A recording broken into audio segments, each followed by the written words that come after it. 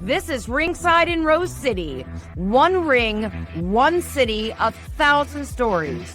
And here are your hosts, the legends of late bedtimes and early bird specials, Frank Culbertson and Mike Rodgers. Hey, thanks, Lisa, for that introduction once again. Your co-host Frank Culbertson here on Ringside in Rose City. And this guy right here, that is Mike Rodgers. I'm looking forward to another show. It is going to be a super fun one. As people have been finding out on the podcast, we don't know what we're going to talk about. We have a wheel. Lisa spins the wheel. It's got 10 envelopes on it. She hands me that envelope, whatever comes up on top. And that's what we're going to talk about to really test our wrestling knowledge. So with that, we'll get started. And Lisa, give the wheel a spin. And the envelope, please. Here you go. Oh, Mike, this is one of my favorite topics in all of wrestling, and that is masked wrestlers. Oh, that's going to be a lot of fun. Hasn't been a ton of masked wrestlers in Portland, but there's been a few. This is going to be a fun topic. In the last two shows, we went over the top 10 list. We're not going to go over the top 10 masked wrestlers in Portland, but we're going to go through a whole bunch of them. Mike, let's start with why masked wrestlers? Why did masked wrestlers appear in wrestling overall? That's always an interesting thought. Just to add mystery to a wrestler, mystique to a wrestler. Maybe the wrestler is trying to hide his age. We have a couple examples of that. Either way, whether they look really young or really old, there's a number of reasons that throughout history, wrestlers have started wearing masks. In the lucha tradition, masks were super important, and so many wrestlers wore masks as opposed to wrestlers who didn't wear masks. But in pro wrestling in the United States, masks were infrequent, but could really be used in storylines. And we'll talk about some of that tonight, as it brought up real mystery or intrigue of who that person was or why they wore the mask to enhance their stay or give them a little longer storyline in wrestling. So there's really three top guys that we're going to talk about, but we're going to talk about them towards the end. And that, of course, is going to be Fidel Sierra, the Assassin, Destroyer, Top Gun. And then there's the Grappler, Lynn Denton. We'll talk about him. And, of course, we'll talk about the greatest masked wrestler of all time, which is the Claw, Big Tom Andrews. But let's start with some of the lesser-known guys, if that's okay. So, Mike, let's talk about a guy who I didn't really click with when he was here, but that's Mr. Ebony, Tom Jones. Mr. Ebony, Tom Jones, was a journeyman wrestler. He had used the Mr. Ebony gimmick in at least one other territory, I believe Texas. There are not many African-American wrestlers who ever wore masks. So that's something a little even one step farther on the unique scale. And Tom Jones wore long tights that were that really colorful blue, and then different colored masks, if I remember right. I think his main mask was more of a red color. The contrast made his appearance even a little more unique than an ordinary masked wrestler. He was here in 84 and 85, worked as part of the Clan for Rip Oliver, and actually held the Northwest Tag Team titles on two occasions with Mean Mike Miller. He wrestled for over 20 years. One of the really important things about Mr. Ebony was breaking the color barrier. This is from Dave Meltzer and The Observer. Bill Watts was booking championship wrestling and working with Leroy McGurk and put Jones and Billy Lyons together as the first black star to be promoted to a championship level. While there had been black wrestlers in the promotion before in that part of the country, dating back 40 years or more, there were some cities where it was illegal for blacks to wrestle whites. Watts put Jones in a tag team with Lyons and made them champion, forcing a breakthrough in all of the markets or cities wouldn't be able to get tag team championship matches. I was the first black wrestler in the state of Oklahoma, Arkansas, and down through Mississippi, said Jones. I was there before JYD and Ernie Ladd. Really interesting piece of history there. Bill Watts saw the value of having African-American wrestlers on the top of his cards, and that's a piece of history that I don't know if I had realized before. Very interesting. And then another guy who had a number of gimmicks in Portland itself, and that's Cowboy Bruce Kirk, who you might know as Frank Monte, or you might know as Dr. X. What can you tell us about him? He was here in 68, 69, 76, and maybe part of 77, but he's a name who pops up a lot in Portland wrestling. Yeah, 66, 67, as a undercard, good-looking babyface. If I remember right, he had some wins over guys like Luigi Massera and Bull Belinsky, who wrestled here as Frank Shields. He had one match that I remember. He was wrestling Lonnie Main, and definitely the underdog in that match. He went for his finishing move and had Lonnie pinned. The referee started the count 1, 2, and it really looked like he was going to get the biggest upset of his career. The referee's hand was coming down for the third count, and the time limit expired. The match ended in a draw. But what a unique way to get that young babyface over by nearly upsetting the number one heel in the territory. He would return in 76 as Dr. X, and he wrestled in a number of places as Dr. X, didn't he? What's interesting is we talk about the different guys who wore a mask. This was a unique situation in that he wasn't in main events. He was a mid-carder. And to give a mid-carder the gimmick of a mask, that was unusual. You would go a long time and through different periods where there was not a masked wrestler. So that the idea of giving that gimmick to a mid-carder is interesting. He did have success outside of Portland when he took on the name of Frank Monte and became one of the Alaskans, teaming with Mike York. They had a successful run for quite a while.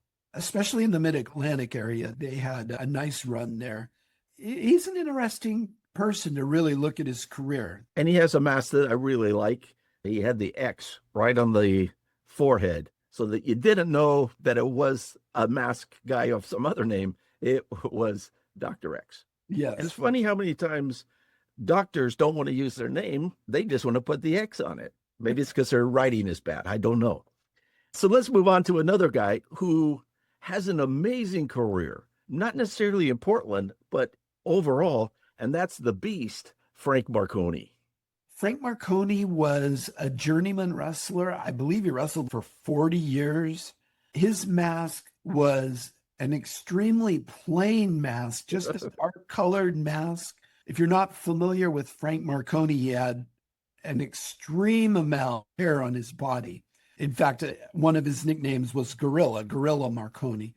The mask might have been used to hide his age. He had some initial wins, but he would probably be considered on the opening match level, even as the Beast. And he had been here as Frank Marconi earlier in 1966, where he just lost a handful of matches. And even when he came back as the Beast, he was not successful.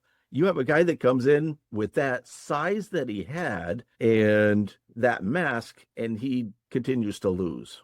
Yeah. And again, interesting to give somebody a mask. It's fairly obvious. I'm sure that he was used to hide his age, but then to have him just in opening matches is interesting as well. And Marconi was really over in the 1940s, especially in the East. He wrestled Antonio Rocca in Argentina in 1941 to a draw. In 1945, he wrestled Bill Longston in an NWA title match in Missouri, and he beat Fred Blassie in 1946. He was really on top all that time in the East, but then from 48 on, he was a mid-card guy who lost almost all the time. He retired in 1986. He lost his last match in the WWF, and he lost it to Billy Jack Haynes. Very interesting. You had those journeymen, those good hands who could come in and make your local stars shine. Yeah, I think he definitely fit in that category. I'm sure he knew his role. He knew he wasn't going to be in sustained main events, but he's just looking to make his living, make the other wrestlers look good. The term carpenter, I'm sure that he is exactly what is meant as far as a carpenter, to build the card and to make others look good. Yeah, a man of really tremendous size. As we move down the list of the lesser known masked wrestlers, let's talk about the Super Ninja, G. Takano. Mike, he came in 1987, which was a really downtime in Portland wrestling. It was, and he didn't really get his due of how talented he was. Chris Colt took him under his wing at the very start. The grappler was building his crew, and he interrupted Chris Colt in an interview one time and claimed he was looking for a tag partner, someone to join his group. Chris Colt thought that he was fishing for him to be part of his group. And Grappler let him know that no, he wanted Super Ninja to join his group. There wasn't a lot of really technical wrestlers in the area at the time Takada could really have some excellent matches with. And I think we really missed out on seeing just how good he could be. He was tall and lanky. He won the tag title, I believe, 2 times, once with Rip Oliver and once with Joey Jackson. He had some feuds with guys like American Ninja, Brian Adams, as far as 2 guys that could work together really well. It was certainly a clash of styles. And you mentioned another ninja, and that's the Black Ninja. Coco Samoa wrestled as the Black Ninja for a while. You mentioned the American Ninja, Brian Adams, who was crushed later on, but he actually started with a sort of a mask. The Super Ninja lost a chain match to Brian Adams. I know that's on YouTube. I tell people don't go look at it because it's really not a good match. He then left for Japan for AJPW in November of 87. Not the best wrestler at that time for Portland. But I'm going to give you a fun fact, Mike. Do you like fun facts? Oh, absolutely. He teamed with Rip Oliver in Portland for a while, and then Rip wrestled as the Super Ninja for a match in WWF in November of 88 in a squash to the Ultimate Warrior for the Intercontinental title. Rip Oliver, Super Ninja. Definitely gimmick infringement there. So from a Super Ninja to a Super Hawk, I know one of your favorite guys to talk about, that Super Hawk who came to Portland in 1974. I like Super Hawk. He looked good. His mask was shiny gold. He had that lucha style that we had never seen in Portland. He was a high flyer. He obviously came in to be programmed as an undercard guy. You had Dutch Savage and Jimmy Snuka who were on top at the time. There probably just wasn't room for him to move up, but he was really talented. The lucha style that he really had was different than Portland had ever really seen. And you had Al Madril come in, who was a young, high-flying babyface, but Portland didn't really use lucha-style wrestlers prior to this, did they? No, I can't really think of anybody. What I find interesting is Super Hawk went to Japan right as his career was coming to a close, and he was extremely successful on his last Japan tour. He had wins over Fujiwara, Killer Khan, and Tatsumi Fujinami. Wow. Who were working their way up. They weren't at the very top of the cards yet, but they were definitely on their way up on that tour. They really saw something in Super Hawk as well. As you mentioned, his mask was completely different, and masks are one of the things that can really set a guy off to be totally different. And he was more a baby face in Portland.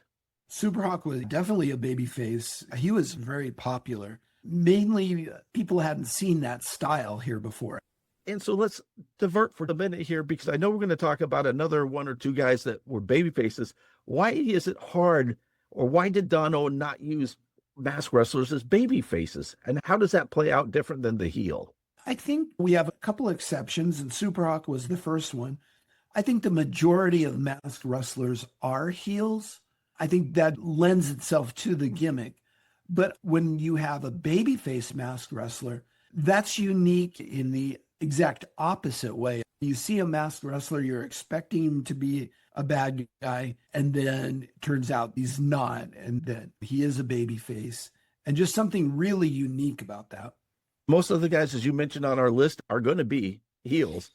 And one of them is the biggest mystery masked man in Portland. We know who the Claw was and who the Grappler was, or supposedly know. They're from parts unknown. But this guy is totally unknown. Mike, tell me about Matman, if you can. Matman is like an icon. He's just shrouded in mystery. And we know that Matman had 2 matches that we're certain about in Portland. The first one, he wrestled Ed Moretti And Moretti is so bothered by that match. He admits that it was a horrible match. His exact quote is, Matman was the shits. And in that instance, Prentice was in the area at the time, and he was seeing how he could fit into the territory. He never was on camera, but he was looking at trying to help sell merchandise. And legend has that this Matman was one of his proteges. So he traveled up here, got that one match as Matman, and they did not use him again, as near as we can tell. The second match that Matman had was, I don't know if it's confirmed, but it's definitely rumored that it was Pat Tanaka. And word has that Pat Tanaka may have only had that one match because he was very offended by Don Owen. The word is that Don had never heard of Pat Tanaka, and Pat took offense to that. Pat Tanaka's dad wrestled in Portland. Pat Tanaka's dad was Duke Kiyomuku, and I'm not sure if I'm saying that exactly right, but he wrestled in Portland in the early 60s. That was a name that Pat Tanaka should have dropped. I don't know if Don would have remembered him, but he could have mentioned that his dad wrestled here as well. And I think maybe that was mutual, or maybe Tanaka just said, I'm out of here. That was it for Matman. And he came in mid-1989 as Portland really was winding down or on the last legs of the promotion.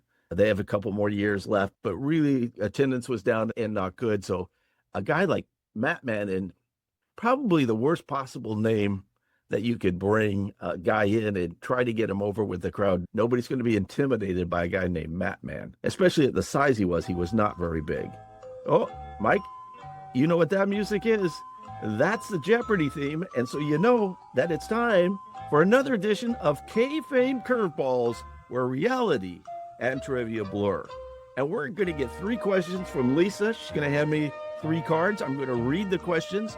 They're all going to have a song. They could be wrestling related, probably not. And we're going to test Mike's knowledge to see what he knows about other stuff besides wrestling. And he does pretty good. I don't know about that. We'll give it a shot. Okay, we're going to start you off with an easy one.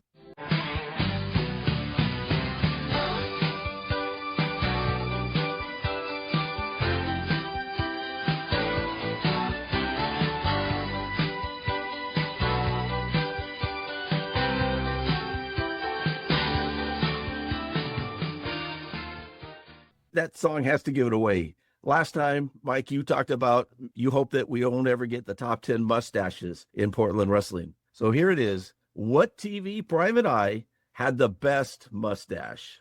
I'm going to guess Magnum PI. Hi-oh! You are correct, sir. Good job, Mike. He's 1 for 1, but I told him it was going to be an easy one. They're going to get much harder from here. Mike, you love libraries, don't you? You were a librarian. Yeah, I was. Okay, so listen to this song.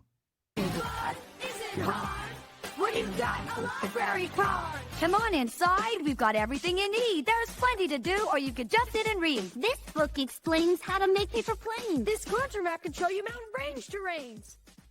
That is the song from the cartoon show Arthur, when DW got her library card. A very big day for her, as it is for any kid, because you know what? Books are our friends. And so I want you to answer this question. What was my favorite book as a kid? And there's 3 of them. See if you can guess. Harry Potter. I was not a kid when Harry Potter came out. I have never read a Harry Potter book. I never will read a Harry Potter book. How old are you? The answers were Mike Mulligan and his steam shovel, The Littlest Cowboy, and Pecos Bill. You could have named any of those 3 and got the right answer, but you didn't, Mike. And so you're 1 for 1. Okay, so here's number 3. Wow! Drive a little Vega, you'll like it a lot. Drive it a lot, you'll be glad you got the Vega. Yeah, little Vega from Chevrolet. Have a lot of fun for a change in a Vega. Living it like you want to in a Vega. Yeah, little Vega from Chevrolet.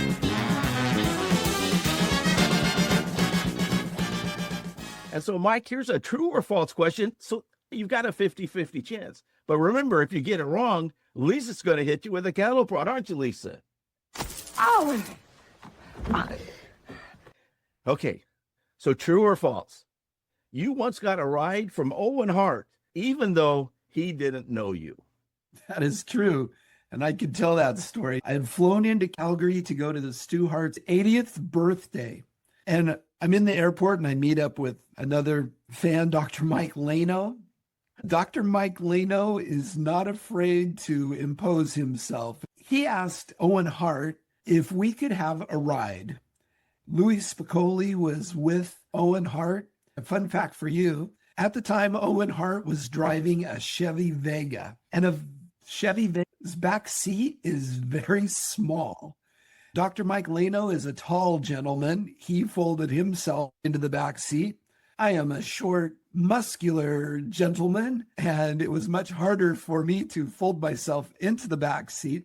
I paused for a moment thinking I was going to miss out on this ride with Owen Hart because of that fact. Finally, just like a champagne cork, I fit into that back seat and enjoyed a ride driving the snowy streets of Calgary. Louis Spicoli starts speaking Carney to Owen, and Owen looks at him and said, "These guys probably know Carney better than you."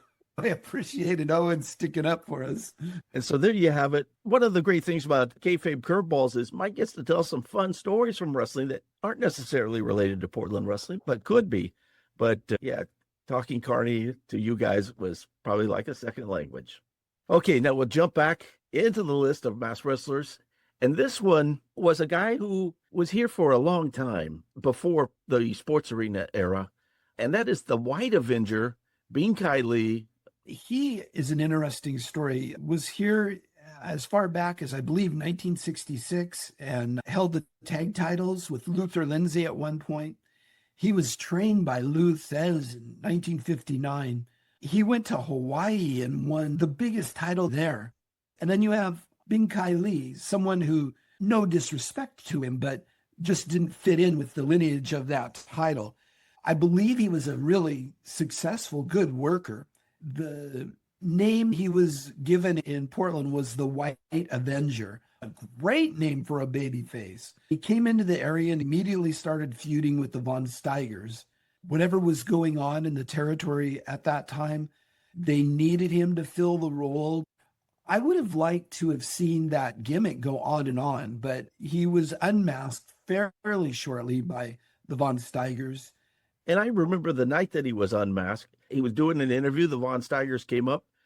They had been feuding a little bit, but for some reason, they just beat him and ripped his mask up. He then did an interview and said who he was. He said, "My name is Bean Kai Lee, and I was wearing a mask for reasons," which I never heard him explain, but that was in 1971. I just didn't understand what the heck was going on. It didn't make any sense because he was just there and then he was gone. It just didn't work out. But now he trained a lot of major Mexican stars, Los Brazos, El Canek. So he was a very talented wrestler. And you mentioned that he was trained by Lou Thez. It doesn't get any better than Lou does it. No, absolutely. He was a legitimate commissioner figure in Mexico into the 80s and the 90s, a behind the scenes, not in front of the camera type commissioner. Yeah, and you mentioned his time in Hawaii. Fans, if you don't have, the history of Hawaii wrestling available on Amazon, it's over 500 pages. It's a giant book like the encyclopedia. It's not a 6x9. It's an 8.5 by 11. Your postman will not like bringing it to you because it weighs so much, as Jim Cornette called it, yellow pages. But him and Pedro Morales were great. When you're feuding with Johnny Barend and Ripper Collins, you're feuding the very top guys in Hawaii. And it's all in History of Hawaii Wrestling, available on Amazon. So let's talk about another guy who was a mainstay here in 1955. So going back before the Portland Sports Arena era, let's talk about a guy who wore a mask one time in Portland. That's Bill Savage, who became a referee here in Portland, didn't he? Bill Savage was here started in about 1955 on through the 60s. Describe him like a technical roughhouser. He really knew how to wrestle. He had an amateur background. Most of this time, especially at the start, he was a heel. He wore a mask in other territories and he wrestled as Cyclops, I got to know Bill Savage a little bit, and I actually have one of his masks. He gifted that to me, and that's one of my prized pieces of memorabilia. I know in 61, he was wearing a mask against Mike DiBiase because DiBiase was doing some terrible things to headbutts, and he was upset. So the mask was somehow going to protect him. In the Encyclopedia of Portland Wrestlers, there's a picture of the Cyclops mask, and it's not a thing of beauty. When I saw it, I thought it was a used tie or something, but you have it, and it's a great collector's piece, isn't it? Yeah, it is. It's a heavy cloth. I'm not sure exactly what it's made out of. It looks like it would have been hot. The eye holes are big. Yeah, it's an interesting piece of memorabilia. And one of the things when people know that he was one of the main referees in Portland for a number of years, they don't know how great a wrestler he was. He wrestled Pat O'Connor for the NWA World title in 59 and 61. He did some sparring session with Lou Thez. So he was really a good wrestler.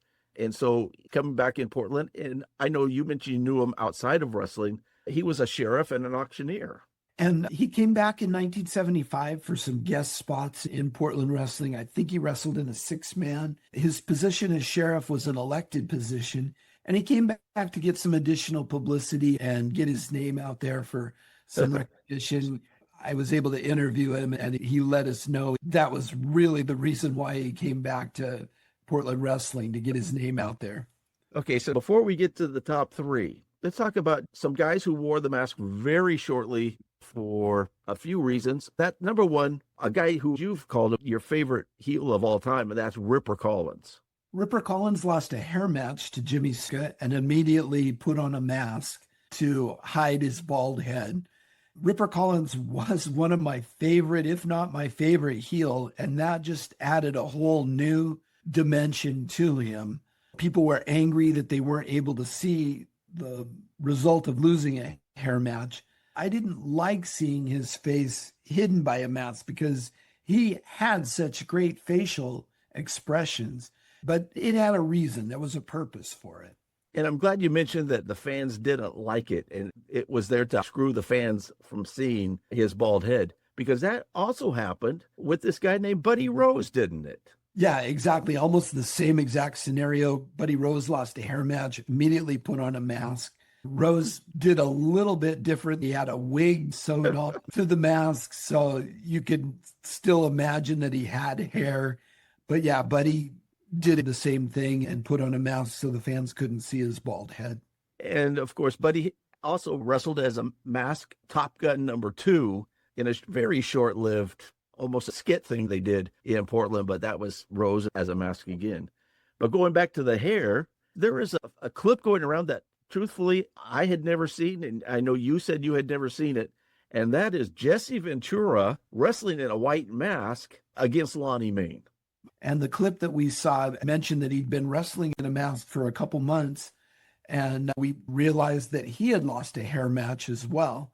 And so that was the reason he was wearing a mask. He lost a hair match to Bull Ramos in a hair versus hair match up in Seattle in December. This was the way for them to come to an end of that feud, and that was Jesse Ventura agreeing to get his head shaved, which is just a stunning thought to me when I look at all the pictures of his long hair. So let's go to another guy who wore a mask for quite a while here in Portland, and that is Luke Brown. Luke Brown wrestled as the Masked Mauler. Luke Brown had been around for a long time. He was at the end of his career. Obviously, he came in. Dutch Savage often referred to him as his brother. They decided to put a mask on him and wrestle as the Masked Mauler. He teamed up with Bruiser Remus, who is better known as Sergeant Slaughter. And they made a formidable tag team, even though they did not win the tag titles. Mauler did not make it to the higher echelon. He was a semi-main event type of wrestler. Dutch protected him a little bit as well. And Grizzly Smith was his tag team partner, as mentioned, the Kentuckians. And Grizzly Smith is the father of Jake Roberts. Absolutely. And here's a fun fact for you. As the Mauler, he beat Mitsu Momoto in 1975. And Mitsu Momoto is the son of Ricky Dozen. Absolutely, who was just here getting some training. That's a fun fact people are learning today.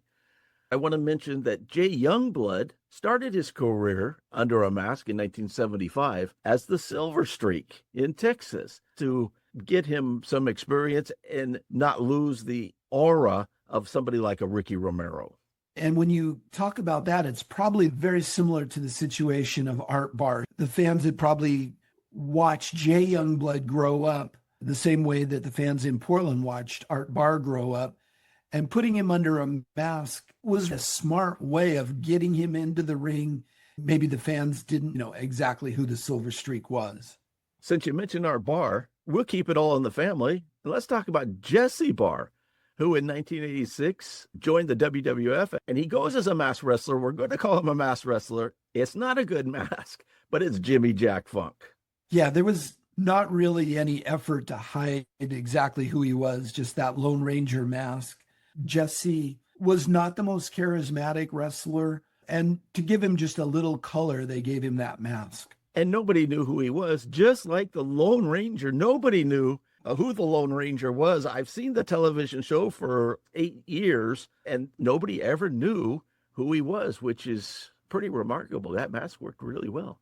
So we'll talk about a guy who, I don't know that he wrestled here a lot under his mask, but that was Ricky Hunter, who had a long career wrestling under a mask as the Gladiator. I had a chance to interview Ricky Hunter one time, and I asked him why he never wrestled here in Portland as the Gladiator, and he didn't really know. There just never was a spot for him to wrestle as heel here. That would have been an interesting chance for him to move up the card as a heel. The Gladiator was always a very technical wrestler, which is a turn as well, because most masked wrestlers don't show that technical skill, but that was what set the Gladiator apart from other masked wrestlers. Ricky Hunter was very successful, had a very long career, long before the Portland Sports Arena, wrestled all over. As you mentioned, San Francisco, he held world tag team titles with Pat Patterson. And so to be the Gladiator, it gave him where he could come in one way. If he was Ricky Hunter and lost, the Gladiator could come in soon, and he was a different person. And people really couldn't tell that Ricky Hunter and the Gladiator were the same. As opposed to this guy, and that's Moose Morowski. He comes in as the Black Avenger. It's funny because he came in as Morowski in April of 77, loses to Dutch Savage. And then a month later, he comes in as the Black Avenger and loses to Jimmy Snuka, and nobody is the wiser. Moose Morowski has a pretty clear body, doesn't he?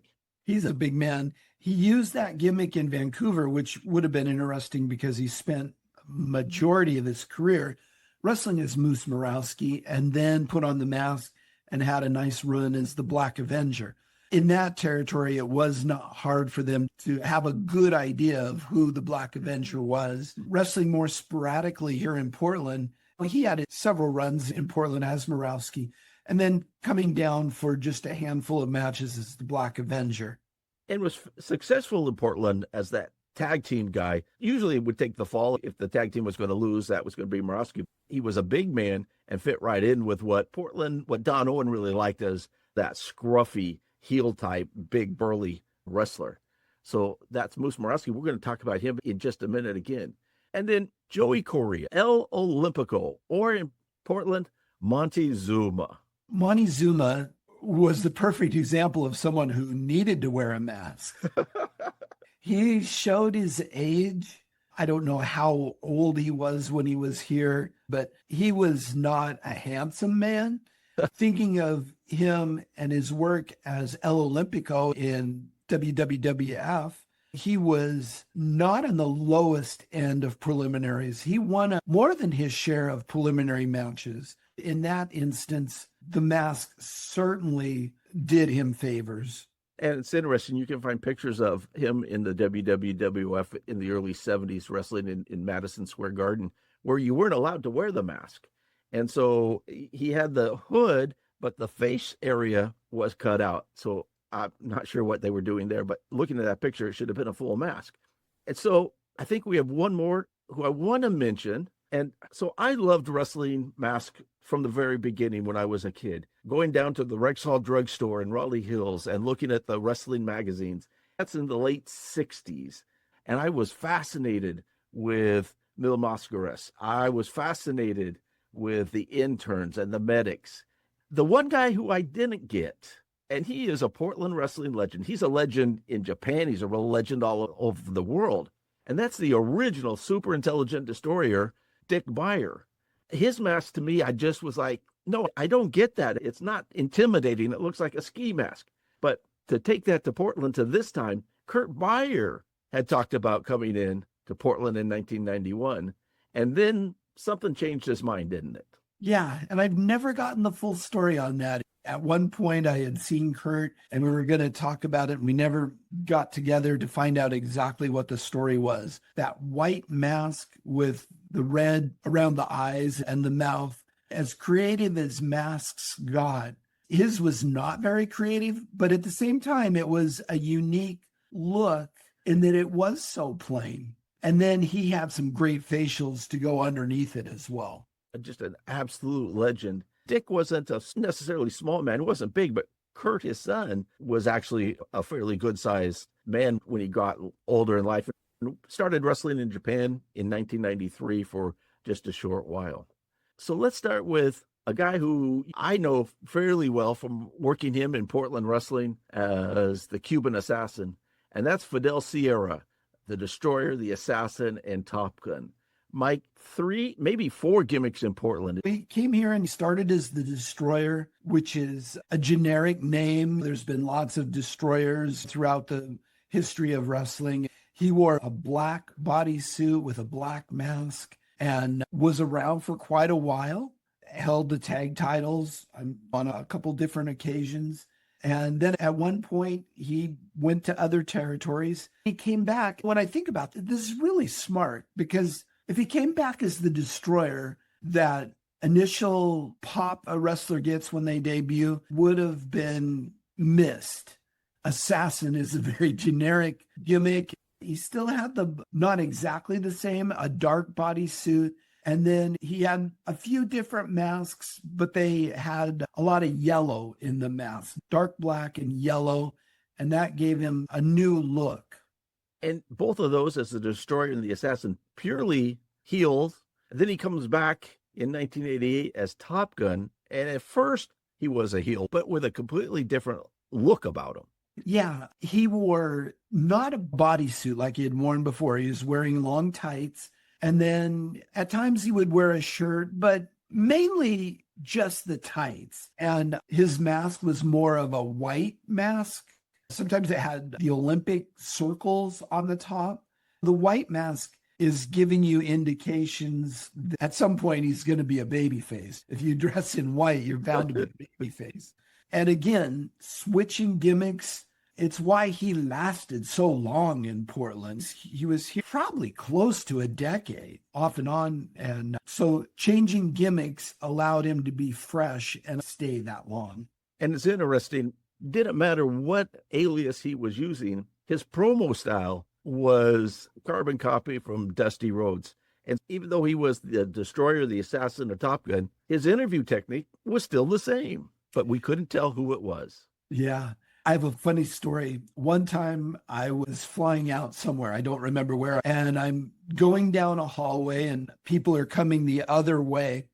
And I look way down the hallway and all I see is a Halliburton. And I'm laughing to myself and I say, what wrestler is going, I couldn't see who it was. What wrestler is going to be attached to this Halliburton? As I got closer, I recognized that it was Fidel Sierra. I had seen pictures of him when he wrestled as David Patterson. I wanted to be a smart aleck, and I wanted to, when I walked past him, tell him to kayfabe the Halliburton, because he could just walk around and no one was ever going to bother him.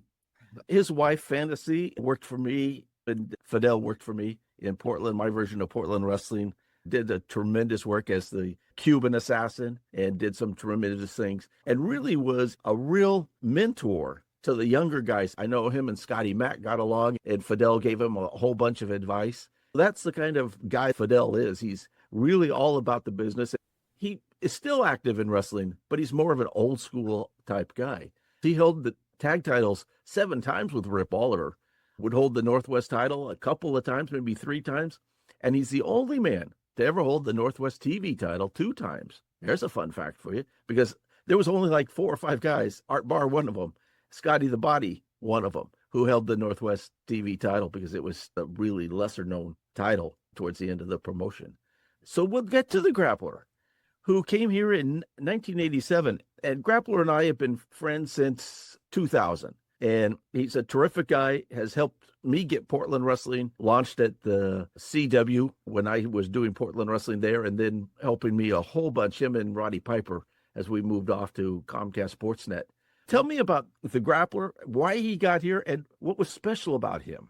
The Grappler, when the Grappler came in, Portland wrestling was in really bad shape.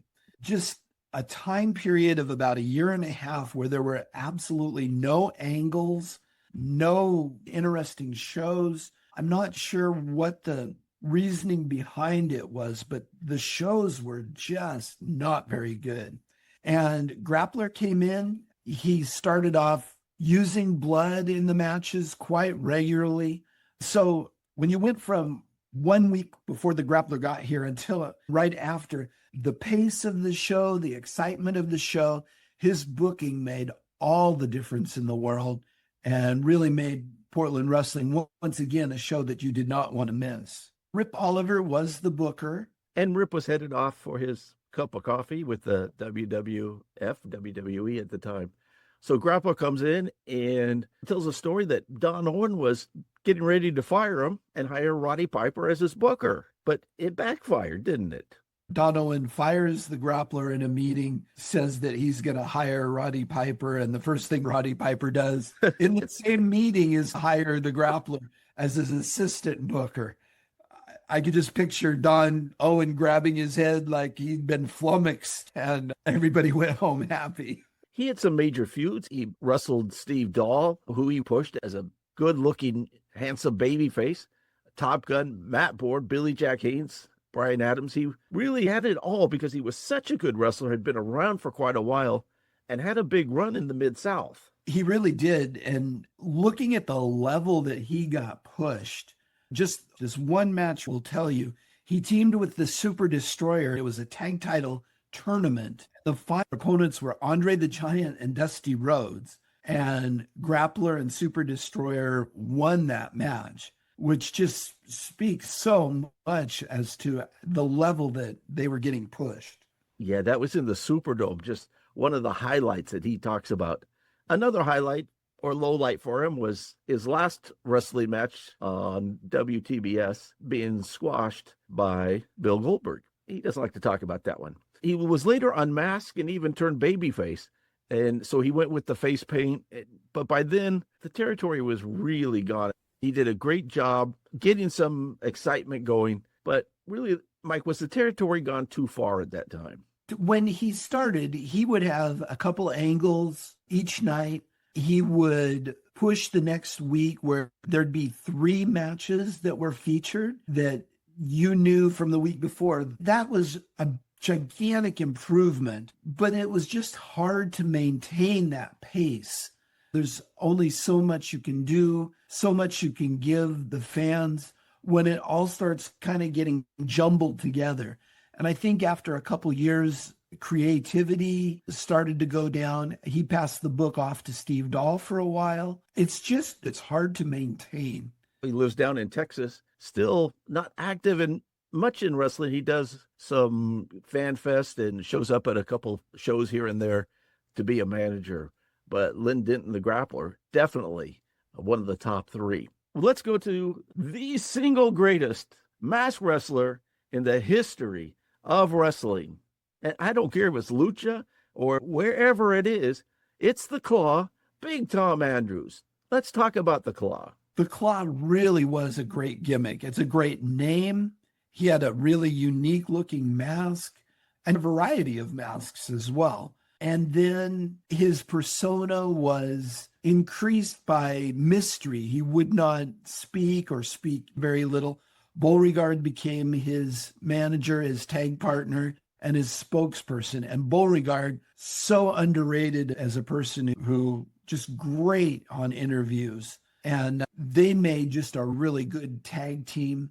Beauregarde was the key to the success of the Claw. The Claw came across as much bigger than he actually was. I had a chance to see Big Tom. And when you give a person the name Big, name, you're expecting they're going to be a big wrestler. But I saw him as he became elderly, and he was not a big man, at least at that time. But the mask lent itself to the aura and helped make him seem like he was bigger than he was. As Tom Andrews, he started in late 1965 in Salt Lake City, where he was from, and moved to Canada for 66, and then was in San Francisco, LA, and then came up into Portland. It's funny because he had been here as Tom Andrews and then shows up as the Claw. I know you and I have mentioned it before that some people assume that the Claw was Moose Morawski. Yeah, it was. If you've ever seen this wrestler before, Moose Morawski was a common guess that he might be the Claw. And as we mentioned before, of guys who had been here just and people didn't recognize, Tom Andrews was here all of 68, came back in August of 69 as Tom Andrews, and shows up as the Claw in January. So in 4 months, people had completely forgot what Tom Andrews looked like. In 1967, despite only being here for 2 matches, he was in the semi-main event at Memorial Coliseum. Teamed with Stan Stasiak, who is the single greatest wrestler in the history of the world, that's my opinion. And they battled Pedro Morales and Pepper Gomez in an AWA San Francisco version of the Tag Team Championship. The main event was a 2 out of 3 falls. Lonnie Main battling Gene Kaninsky for the NWA World Championship, and Main got DQ'd in the 3rd fall. There were 5,000 people there for that event. He had been here 2 weeks before, losing to Luigi Masura in a singles match, and then all of a sudden, he's with Stan Stasiak in an AWA World Tag Team Championship. Fairly strange booking. When you're with Stan Stasiak, anything can happen. Yeah, his size lent credibility to him, and he could be put in some of those feature matches, and you would take him seriously. And they won the tag titles, as you mentioned him, and Beauregarde, and then they lost them to Fuji and Saki in a heel versus heel match when the Claw refused to tag in the 3rd fall, turned his back. It's like it was yesterday in my mind seeing it on television. Turned his back, and Beauregarde got beat up by Fuji and Sasaki and became one of the most loved faces in Portland wrestling. Yeah, that was a memorable match. And the Claw would later team with Dutch Savage in a great tag team because Dutch Savage could talk. You mentioned the Claw didn't talk, and I've mentioned before, the only 3 words I ever heard the Claw mention was when Beauregarde let him say, "Main, born, destroy." I could remember that interview. And so he then lost a lose-a-leaf town match to Lonnie Main in 1970. So the Claw wasn't here a really long time, just 11 months, made a real impact. And afterwards, Tom Andrews went on to become one of the interns and then one of the medics, super decorated teams. In 66, he had actually worn a mask up in Saskatchewan, wrestling as the Scorpion. And so you tell stories, and so I'll tell stories of myself. And that was, I love the Claw so much that I learned to make claw mask, and I sewed my own claw mask. And in 1970, I was the Claw for Halloween. Kids in the neighborhood would say, "Hey, it's the Claw, it's the Claw." That's how popular Portland wrestling was. And so I had 4 or 5 claw masks, whether they were zippers in the back or ties with laces. So the Claw's always going to be my favorite. And we're going to end with a fun fact. Do you know who he grew up with? It was Lonnie Main in Salt Lake City. They were very good friends. And in the Slam Wrestling obituary for Tom Andrews, he had mentioned that Tom had talked about the stuff that they did in Salt Lake City together could never be brought up.